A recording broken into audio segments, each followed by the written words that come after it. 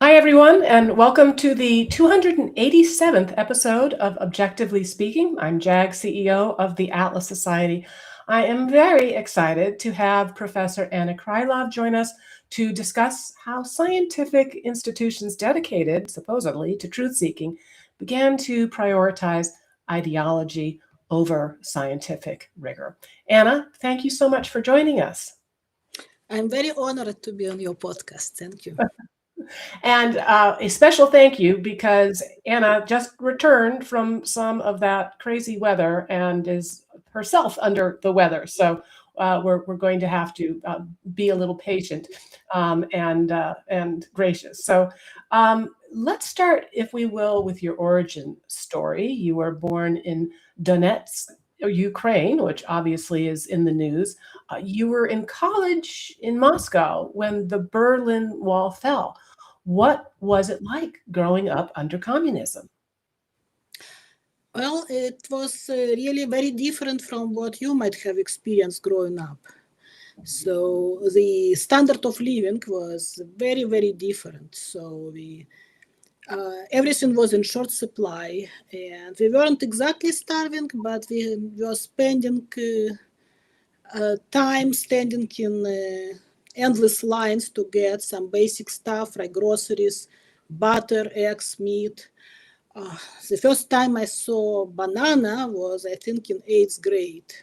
And then, of course, procuring things like new pants or new boots, that was a whole, a project and undertaking.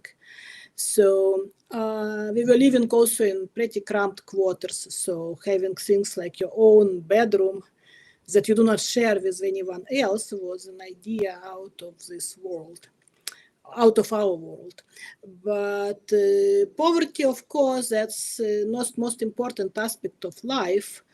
You do not need bananas or closet full of clothes to be happy. And I do have happy memories from my childhood.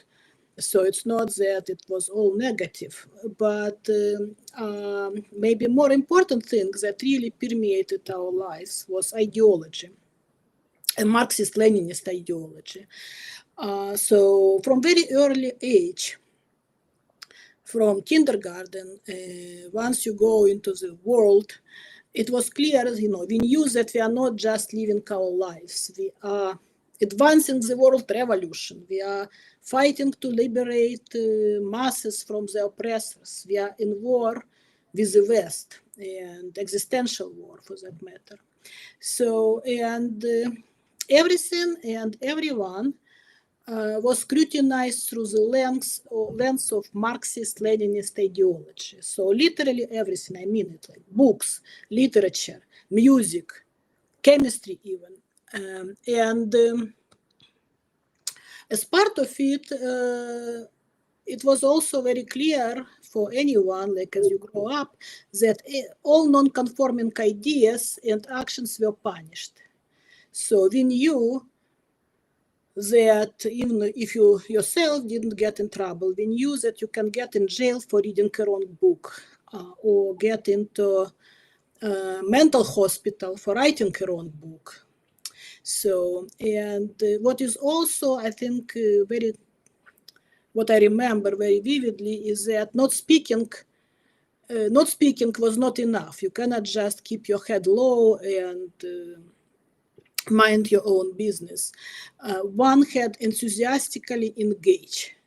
And literally from the kindergarten, I remember slogan at first grade, who is not with us is against us. And God help those who are against us.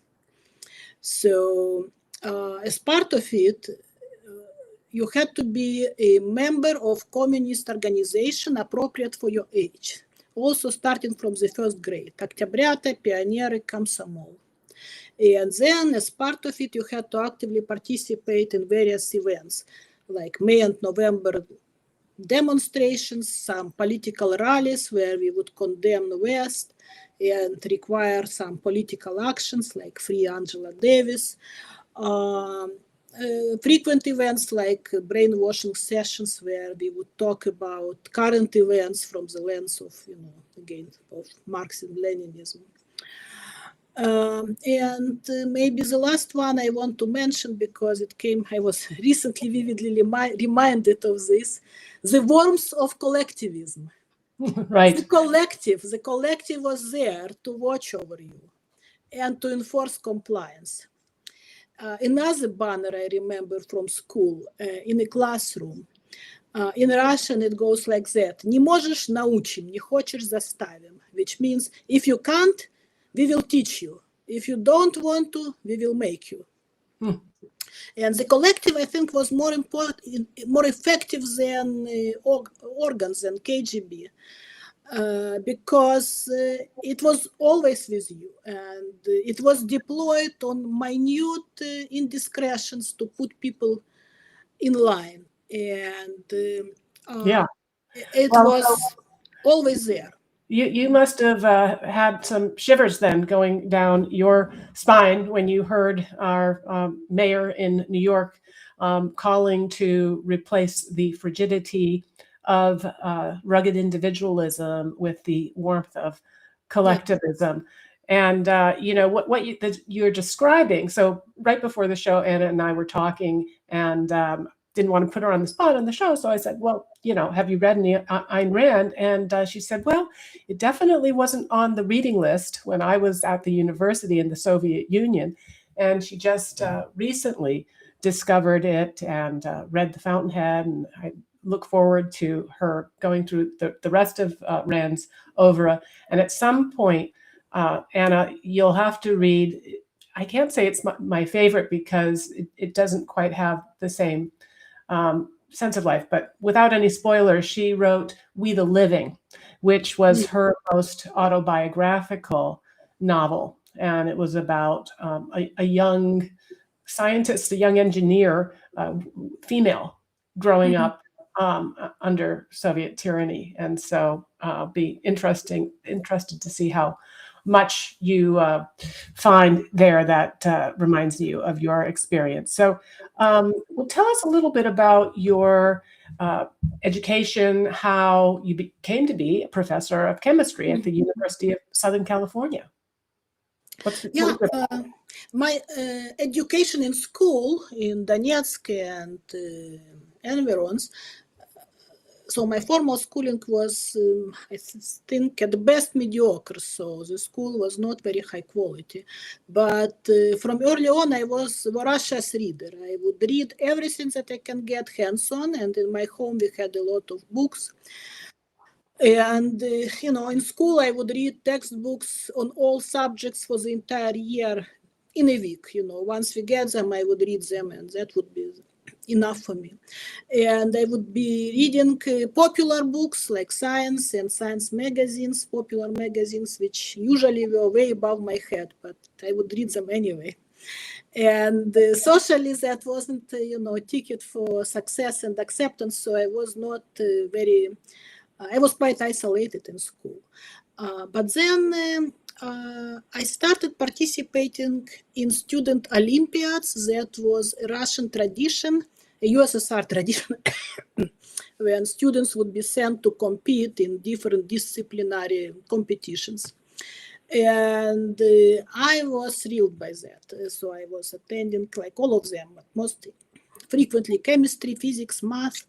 And the reasons I liked it, because first I was getting kicks out of adrenaline. So I was showing signs of becoming, of being adrenaline junkie. And the second reason is that it was the first time when I was around kids, and especially boys, with whom I could talk about academic science, and that was okay. And, it wasn't. So, and then the thing that really got me into chemistry was when I get my hands on chemistry, actual chemistry, and it also didn't happen in school.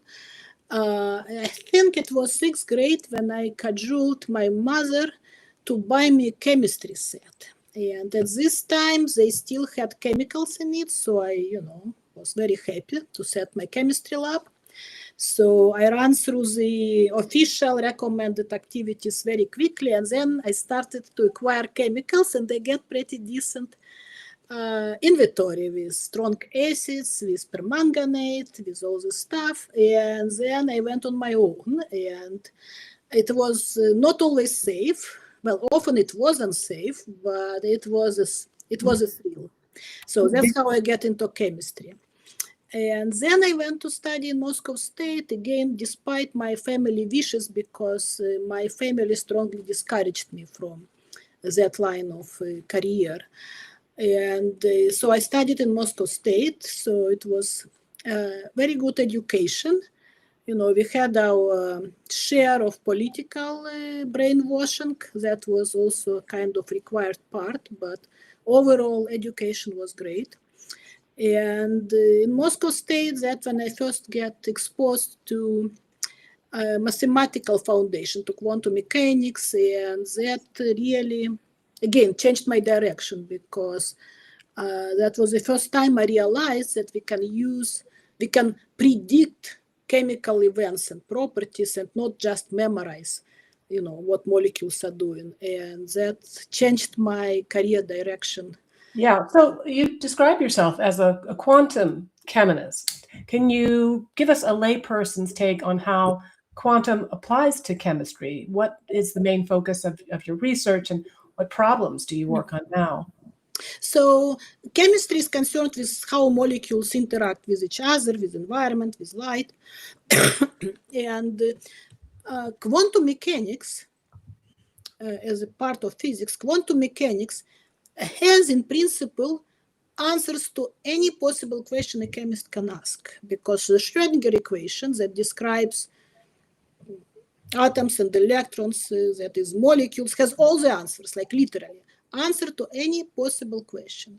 But there is a catch, and the catch is that to solve this equation by brute force we cannot, except for some trivial cases. And I think about quantum mechanics, it's like a treasure chest. It's a treasure chest with all the, you know, goods we want to get our hands on, but it's locked by this intimidating lock of complexity of solving the Schrödinger equation. And what quantum chemistry is, quantum chemistry provides the key to unlock this treasure chest. And the way it does it, we develop smart, physically motivated approximations to the Schrödinger equation. We use mathematical manipulation and computer algorithms to make solving this equation tractable. So ultimately, we write software, computer software, and that's what I do for a living. You know, that's quantum mechanics is the foundation. Quantum chemistry is a practical way to take advantage of it. So that's what I am. You've described failures as instrumental to success, and that's definitely something that I emphasize here at the Atlas Society. Of course, I want us to try to avoid unnecessary mistakes, but my philosophy is if you're not failing, you're not learning, and you're probably not risking enough. So what is a key failure from your early career that ultimately led to a breakthrough in your work? Yeah, failures are important. You know, I used to be a rock climber, so, and the mantra that if you are not falling, if you are not failing, it means you're not trying hard enough. So that's very true. But in chemistry, I think it wasn't a monumental failure, but it came at a very critical time when I just started my independent career at USC. And as an assistant professor, you know, tenure clock is ticking, and you are under very strong pressure to make your mark, so you can be considered for tenure. And at that time, I had this idea, which I thought was brilliant, of a new approach to solve Schrödinger equations. So I thought it would really revolutionize how we tackle it. And I spent, I think, 2 full years developing it, developing equations and implementing it in a computer code, because that's a hard work and it takes long time to do it right. And I made big plans around it. I thought, you know, I will do this and this and that. Basically, that was supposed to be a foundation for my future research for quite some time. And then it didn't work. You know, it just didn't work. So I was devastated, and frankly, I was scared because I thought, well, I do not know. I have 3 more years left, and I do not have to show anything for 2 years that already passed. But then it turns out, as I realized soon, luckily, that this foundation that I created, working on a failed idea, it helped me very soon, and it was invaluable because at some point I got a new idea of the spin flip method that ultimately worked very well. And then, because I had all this foundation, all these building blocks, I was able to implement and test it very quickly and publish it. And all this platform, all these things, all these 2 years of work, they weren't really wasted, even though they didn't lead to the successful idea. So that was very important lesson for me, that there is no such thing as complete failure. So what you... Right. Yeah, and I think it's an important also lesson for young people, you know, who are so often coddled or overprotected from going out, getting a skinned knee, making some mistakes. And without that process, you don't gain the confidence and the resilience, you know, to take bigger risks and know that, you know, yes, you've made a mistake. Yes, it's disappointing, but you've got the self-esteem to be able to continue to persevere and try something new. Now, you have served on the editorial boards of numerous peer review journals. Did that insider's role give you more of a front row seat, so to speak, at how decisions about who or what to publish were being made? Yeah, I served on advisory boards for a number of journals, and more importantly, as the editor of 2 chemistry journals. And what can I tell? So it's not really secret. There are no like behind the scene things in chemistry publishing, at least in STEM, but it does help to see how the sausage is made. So you understand better how a peer review process is executed. You understand better what difficulties, what challenges editors face when they have to do their work, and sometimes when they have to make difficult decisions. So yeah, it was useful experience. And maybe one important lesson is that no one is perfect. Editors are not perfect, reviewers are not perfect, many papers are, well, most papers are not perfect. But overall, the system works pretty well. It's robust, it's resilient, and when you know it's functioned correctly, it achieves its goal. It achieves its purpose of an epistemic funnel. So you know, a lot of things go in, but what comes on the other end, that's validated knowledge. Not always correct. You know, sometimes we have to go back and revise, but it's effective. All right. Now, you came to my attention because, as viewers know, I'm an avid fan of the Free Press. And there you wrote a piece, Why I Cut Ties with Science's Top Publisher, and the associated Heterodox piece. You cite examples in 2019, 2022, October 2025. Was this a progression for you coming to question them over time? Mm-hmm. Well, maybe not necessarily a logical progression, because I was concerned about all these issues since 2021, probably. But what the 3 milestones, the 3 examples illustrate, they illustrate 3 distinct ways in which ideology can subvert mission of a publisher. And these 3 distinct ways are injecting ideology, which most often comes under the name of diversity, equity, and inclusion, DEI, in the form of social engineering in the editorial process. The second example, the second way in which this subversion happens, is ideologically motivated institutionalized censorship, suppression of the knowledge and ideas. And the third, the most perhaps concerning one, is when ideology is directly injected in the published content, in the published papers. So the 3 examples kind of illustrate this three aspects. One was this diversity commitment, when they openly say that we will use diversity when we look for reviewers and solicit content from authors. The second one, censorship manifesto, of course. And the third one is how editors now encourage authors to write inclusively and to exercise things like citation justice and so on. Yeah, well, that caught my eye. What is citation justice? And was that kind of the straw that led to your decision to publish against their pattern of sacrificing scientific rigor? Sometimes it's even difficult to explain with a straight face, because it sounds like something like a hoax rather than something that can be happening in serious institutions.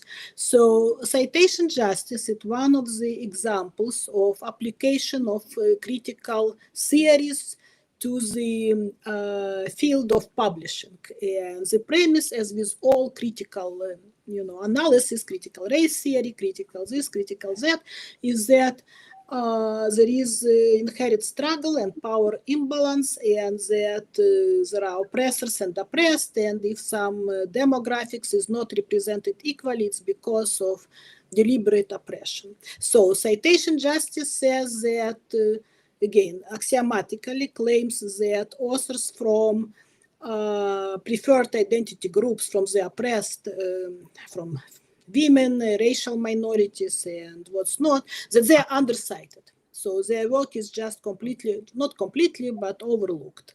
And then to do justice, what do? Well, you have to cite them to correct for this, regardless whether their work actually merit citation in a particular paper. So the citation justice, it's a way to treat bibliography in published papers as a spoil system, which you use to undo past purported injustices. So, a lot of the guests that we've had on the show would make the argument that we have reached and we have passed peak woke, even with this administration's anti-DEI mandates as evidence of that. But you seem to push back against that. What's your take? Yeah, so we do have some changes of Overton window, so to say, and with actually not with administration, but actually the result of the past election signals that many people kind of understand the pernicious nature of this ideology.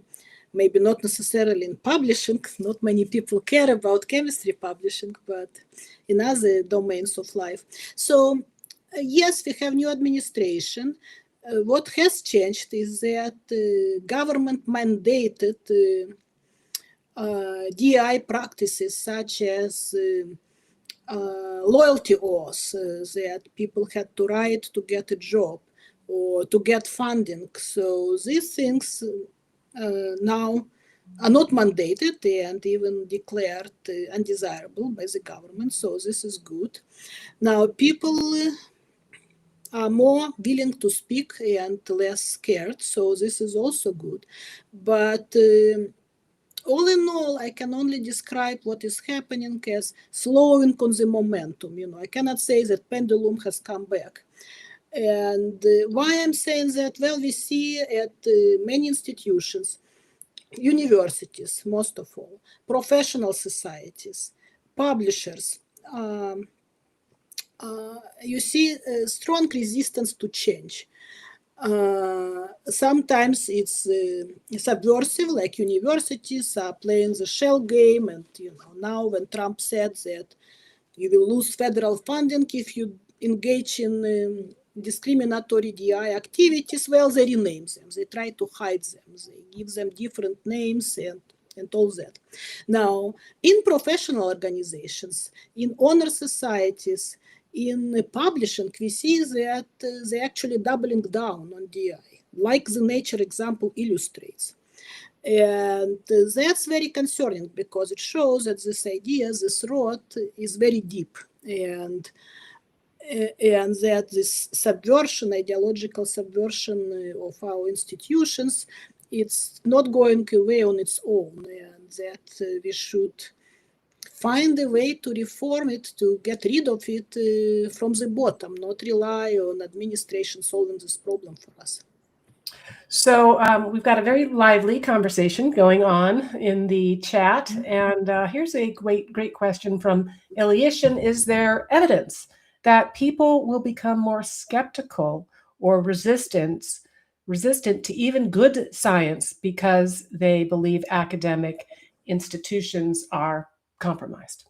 Oh, that's actually excellent point, and I can talk for hours about it, because one of these really big implications of this political subversion of institutions that are supposed to produce knowledge is growing mistrust in science and in academia. And there are surveys that show that Americans losing their trust in large numbers. For example, 2/3 of Americans now, on both political ends, think that universities are going in the wrong direction. And also mistrust in science may be not as high, but it's growing, which is very concerning, because there are many negative consequences of that. Now,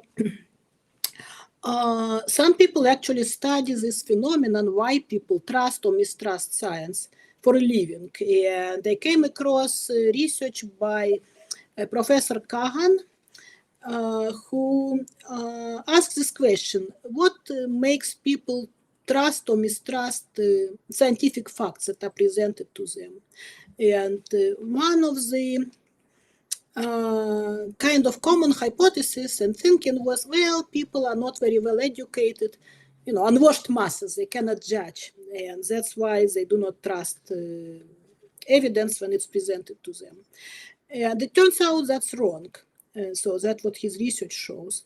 And what he found out, the most significant determinant is when people perceive whether a particular topic is politicized. So if they see this topic as an issue on which we have partisan divide, if you are good Democrat, you believe that planet is burning. If you are a good Republican, you believe that climate change is a hoax. And then people start making decisions not based on the facts that are presented to them, but on their group identity. Yeah, that's extremely dangerous. But then, of course, this politicization of science, that's what drives it. Because if people see that scientists are not impartial, objective experts, but they are playing the partisan game, then of course why should we trust them, right? So they're just trying to get score points for their party. Yeah, that is definitely a disturbing trend. Another good question here from Alan Turner. Anna, do you think this is purely ideologically driven, or is there a financial incentive among these publishers? I think it's purely ideological. Now, of course, publishers are commercially motivated, financially motivated. And they're trying to, I sat on many board meetings when they would be discussing how to increase ratings of their publication and what they can do to increase their portfolio and all that. So they're motivated by money. But this thing comes, I think,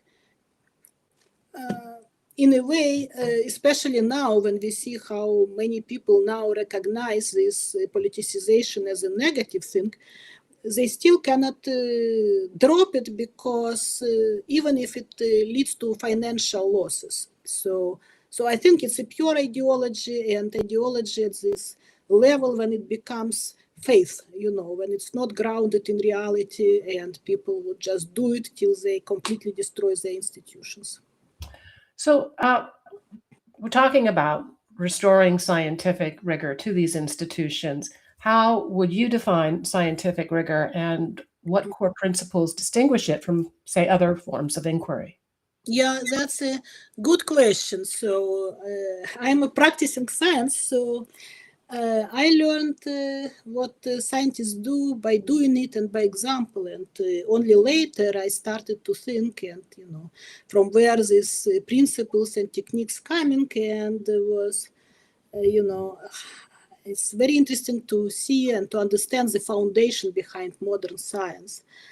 So I think the most important aspect of it, of science and of scientific rigor by extension, is that it's based on reality, on the objective reality. And our axiom that is foundational to everything is that objective reality exists and it can be understood. So that's something that postmodernists reject, actually.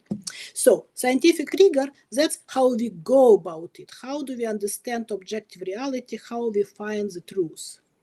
And I think it has two components, and more important one is that it's more about discipline of the mind. There are, of course, specific protocols, they're important, but that's, I think, secondary. And the key components of this discipline of the mind is that it's empirically grounded, which means it's based on facts. So we build theories that are aiming to explain how the world operates, but theories need to be tested against reality at each step and discarded or modified if they contradict the observations. So logical coherence and aesthetical beauty of your theory is important, but it's not sufficient. Well, Anna, I think you are an objectivist without necessarily even knowing it yet. So I'm excited for you to continue your Ayn Rand journey. Can you talk about the 2022 Nature Human Behavior example, which you described as a censorship manifesto? Yeah, that was one perhaps of the biggest, most concerning things that happened at this time. So, censorship in principle is antithetical to knowledge production, because if we hide and suppress knowledge, well, we obviously harm knowledge production. And publishers who play this critical role in this process, they are supposed to be the stewards of knowledge production and the defenders of it. And then Nature Human Behavior publishes this unsigned editorial, which I think is just a manifesto. So they say that, right, with no euphemism, that they will not publish valid research that doesn't have flaws in data interpretation and collection, if they consider this research harmful to groups, which is of course very subjective criteria. So I want to quote from it because it's just their language is sends the chills down my spine every time I read it. So that's how it goes. They say, although academic freedom is fundamental, it's not unbounded. So you can see where it's going. And then they say, advancing knowledge and understanding is a fundamental public good. So we all agree with that. But then they say, in some cases, however, potential harms to the population studied may outweigh the benefit of publication. And by potential harms, they do not mean that, some subjects, research subjects, have been given some unverified treatments and drugs or anything. They say in the future, if findings of research can, in some very subjective, undefined way, harm these groups, then we will just suppress the research and will not publish it. So that's you cannot think about more unscientific act than this manifesto, and the fact that it was published in this flagship publishing house is really disturbing. So many scientists, I think, agree with you, perhaps privately, but but they stay silent. What do you think keeps so many highly intelligent people from defending scientific rigor and defending merit openly? Yeah, well, when you talk with people in private, they will tell you exactly why, so you do not need to guess. So, most common are fear, complicity, and conformity. So, and people go, explain their silence. They would say that, they would motivated by their commitment to science. They say, I'm a scientist and I do not want to be distracted from my primary role. And if I speak out, it will be distraction and it may even harm my research, my students, my postdocs, therefore I will stay silent. So very old set of arguments that we heard historically in totalitarian societies from people that choose to stay silent when things were dicey. So now we hear also there is a new tune to it. So now I see that quite a few people prefer not to speak up. They're motivated by political and partisan concerns. They say, well, yes, we do have problems in academia, we do have problems in our institutions, but what about Trump? The only thing that matters is stopping Trump. And they say, well, if we criticize, ABC, it will play in the wrong hands, and we do not want to give them ammunition because they will use it to nefarious purposes. And that's a very common. That's very common now, unfortunately, and it really doesn't make any sense to me because regardless of what you think about your political opponents and adversaries, it never serves a good purpose to hide and to, overlook problems in your own home. Yes. Well, as Ayn Rand reminds us, you can evade reality, but you cannot evade the consequences of evading reality. So, Anna, how do current DEI initiatives in science affect, say, grant review processes and publication standards?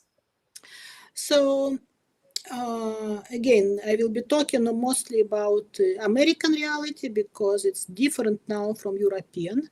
So, Biden administration very heavy-handedly injected DI in funding process. So I wrote the whole paper about it, long, boring paper with a lot of exhibits. So they diverted large resources by some estimates from 10 to 30% of National Science Foundation funding to pure DI projects, such as discriminatory projects when money are given based on identity, or to some loony projects when people would study how racist mathematics is, or how to weave indigenous knowledge in chemistry and things of that nature. So now that was one problem. The second problem was also under Biden administration that technical grants required DEI plans. So with each technical grant, no matter what you write for DOE and other funding agencies, NASA, you would have to pledge your commitment to make axiomatic statements about systemic racism and systemic barriers for women and what's not, and put up a plan how, in addition to your technical work or through your technical work, how you will advance goals of DEI. So now what that means is that at best, the selection of technical grants was not based purely on scientific merit. Now, on top of it, there could have been social engineering behind the scenes. And that's hard to quantify. We do not have data for it, but I suspect that things were happening because I know from private conversations that programs at different agencies were relentlessly criticized for the lack of equity, for the lack of proportional representation. That quantum chemistry program doesn't have 50% of women and things of that nature. So now this is now reversed largely by executive orders and by change of leadership. That's good. Now, is there still something going on behind scenes? I do not know, so I do not want to speculate. So I think funding currently is okay. Publishing is another matter because publishing houses, they do not answer to the government, and that's a good thing. So they are completely independent. And based on what we see on these manifestos and their public claims of that they have their commitment to DEI above all. So I would suspect that yes, there is that it does impact what is published and has impact on quality. Again, it's very hard to quantify because you do not know whether we have some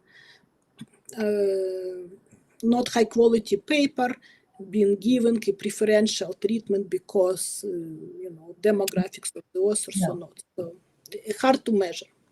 We got a question here from Lockstock Barrel. He wants to know, are there any scientific journals you see as models for how things should be done? And you also mentioned previously sort of the difference between American and European journals. Is there less of this going on in other places around the world? Well, there is more of this going on in other places because in Europe, just recently I saw an announcement on a mail list about new professorship in physics, experimental physics, open for women professors. So that's your first qualifying requirement to be a woman. So in Europe, DI is still officially in official politics. So there are positions for women only or minorities or sexual minorities. Funding agencies doing it quite heavy-handedly, so that's all there. Now, with publishing, my feeling is that there is not much difference between American publishers and European. Like, we talked about Nature and I just get triggered by them.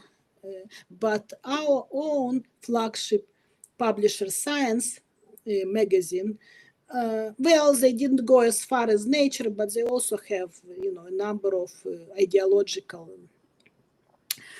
actions of similar level. So now, a good model, well, I do not know a good model, but, I have by now, 3 papers published in the Journal of Controversial Ideas. Believe it or not, there is such a journal. And that's a new initiative.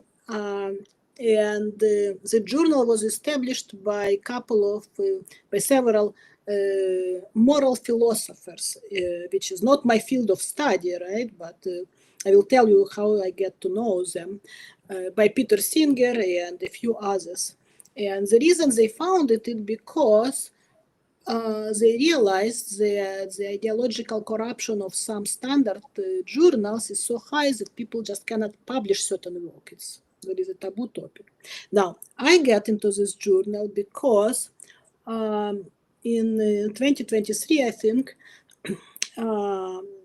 I co-authored a paper with this really boring and mundane title. It's called In Defense of Merit in Science, where we tried to document what is happening now, the attacks on merit that we see in publishing, in hiring, in different agencies, and appeal to common sense and warn the community and try to speak up against it. So we couldn't publish this paper anywhere. We tried several outlets and we were turned down. And then I learned that there is this Journal of Controversial Ideas. So I sent draft to them and sent to them correspondence with some other publishers to justify that merit is in fact now a controversial idea. And after peer review, we were published in this journal. So that's one of the examples how people try to respond to this, but it's very difficult to to build these new journals from scratch, and it's very difficult to do it in chemistry, for example, when we have a lot of existing publications, and it's with budgets, with their money, so it's very hard to just build a parallel system. So we're talking about scientific journals, we're talking about chemistry. My Modern Galt asks, do you think this problem is happening more in some disciplines than others? Let's say sociology journals or political science journals or It philosophy. surely, it surely does. So, through my speaking out, and I get to know people from way outside from my field. The short answer is yes. So I can tell you, we had now one of the examples of this ideological subversion of the field is when they start censor particular research, when there are taboo topics, taboo findings, and last year in January 2025, I co-organized a conference titled "Censorship in the Sciences: Interdisciplinary Perspective," and we invited. It was a 3-day conference, and we had people from very different fields, from social science, from psychology, from political science, from STEM, quite a few people from STEM. And the 3 days were filled with talks that documented ideologically motivated censorship in different disciplines. So, and what emerges from that? Anthropology, sociology, psychology, really far gone. It's ideological capture is incredible. In STEM, situation is not that bad, but there are subfields which are captured and like scrutinized by ideology. So examples we had at the conference, if you are doing research in life sciences or medicine on anything related to gender and sex, very hard, a lot of censorship, a lot of ideological control and pseudoscience. If in other fields that we heard, at the conference that is captured, not completely, but, in significant extent, it's climate research, where there is, again, preferred narrative and people that, the information, the publications are kind of heavy-handedly channeled in one particular direction. So I think the correlation would be fields that are more rigorous or less captured and more quantitative, but I wouldn't think that there is a single field that is not captured at all.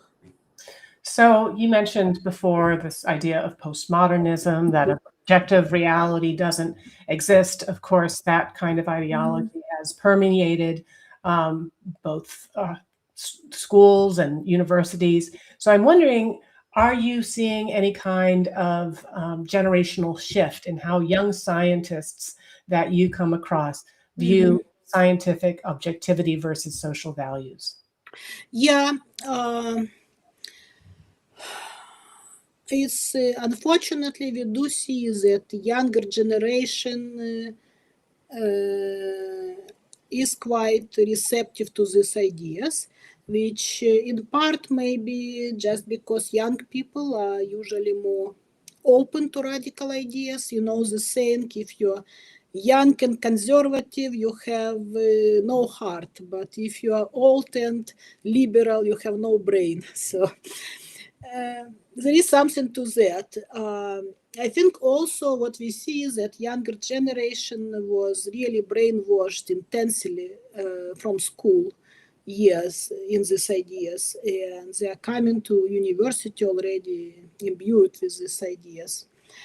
And in part, I think it's our fault because not enough people openly spoke against this nonsense, the things that this barrage of op-eds and the statements by our professional societies, by publishers, by universities, about virtues of DI, about systemic racism, about colonialism and decolonization of science, that was not opposed strongly enough. And then, people get captured by this. Now, the good thing is, though, I think it's not...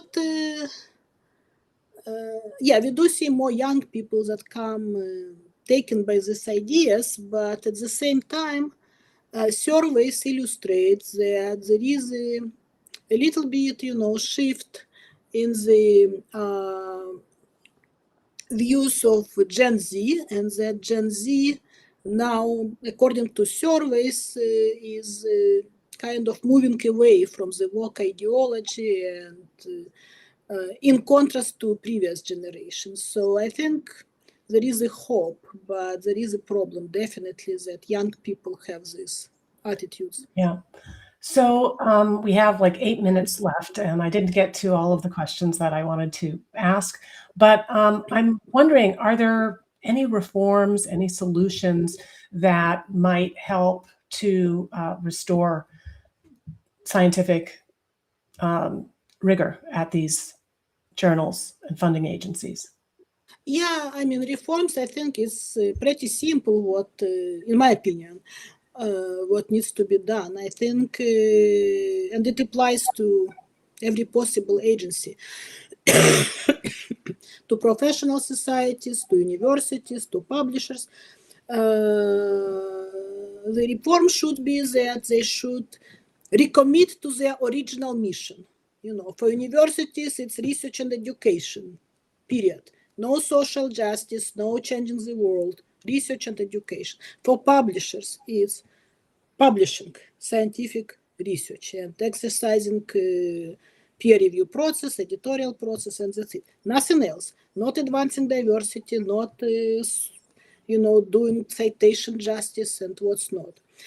Same for professional societies. Chemical societies should be doing what their charter says, supporting chemical profession.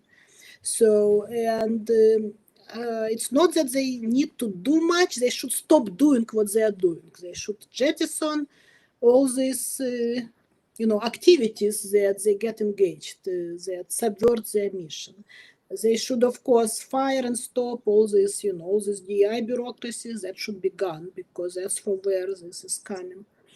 And that's it. Just get back to what they were supposed to be doing. That's a reform. So for young people that might be considering a education in STEM or career, what kind of advice would you give them during early stage research, say, to avoid the politicized lens? Fight now. Don't delay it, because it's their future. And understandably, young people sometimes are concerned about their career progression. They say, well, I cannot say anything now because I have to first get my job and all that. But if old people will be retired and gone in a pretty short time, and if they do not fight for their own future to secure health of the field, there will be no field left. There will be nothing to live for. So I think it's incredibly important that they show integrity and they do not be complicit and do not with this capture. Yes, and my other piece of advice would be to read Ayn Rand and to realize that A is A, that there is an objective reality, and to be inspired by her vision of man's heroic potential. Maybe we can end with this, Anna, since you've just started discovering and reading Ayn Rand. Any takeaways from her literature or ways in which they made you think about your experience a little differently? Yeah, well, so I was really taken by Fountainhead because what resonated with me is the struggle of individual, of a person with a talent, with a vision, with this passion to create in his field, struggle against this collective, against the establishment, against mediocrity, because mediocrity is always by definition present in large numbers. And mediocrity, and that's something that antithetical to creativity and progress. And so, you know, the thought that this book kind of inspired in me is that it's hard for, for people who are creative and capable. It's always hard to move along their life. It's much easier to be, you know, complicit, mediocre person, but there is no, you know, you have to be true to your calling, and in some sense there is no choice. If you just betray your calling and betray your vision, that's the end of you as a person, and that's a very important lesson. Yes, well, as Ayn Rand said, I cannot be a coward. I see the consequences all too clearly. So, Anna, no one's going to accuse you of cowardice. Thank you so much for joining us today. Thank you for the great scientific contributions, and thank you for standing up for reality. Really appreciate you. It was a pleasure. Thank you. And who knows, perhaps we'll somehow lure you to come and join us at Galt's Gulch in San Diego, June 4th through 6th. I think you'd find a lot of like minds there. So thanks everybody for joining us. Thanks for your lively conversation. Thanks for the great questions. Next week, I'm going to be joined by my boss. I'm going to have Atlas Society Chairman of the Board, also Chairman of the Board at the Cato Institute, Jay LaPere, join us to discuss his work with the Free Society. So we'll see you then. Thanks.